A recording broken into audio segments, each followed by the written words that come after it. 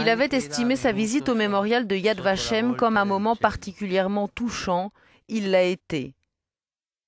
Dans ce lieu dédié aux 6 millions de Juifs exterminés dans les camps nazis, le pape François a dénoncé la tragédie incommensurable de la Shoah et l'abîme qu'elle a constitué pour l'humanité.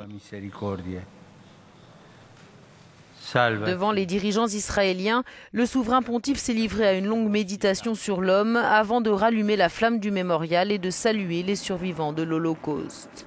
Pour son 3e et dernier jour en Terre Sainte, François s'est aussi rendu sur la tombe du fondateur du sionisme avant d'effectuer une étape surprise au mémorial des victimes israéliennes d'attentats à Jérusalem. Il a ensuite repris le cours officiel de sa visite en direction de l'esplanade des mosquées, accompagné du grand moufti de Jérusalem.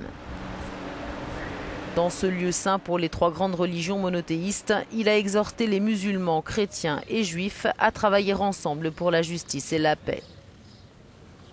Enfin, c'est seul que le pape s'est recueilli devant le mur des lamentations, lieu le plus saint du judaïsme.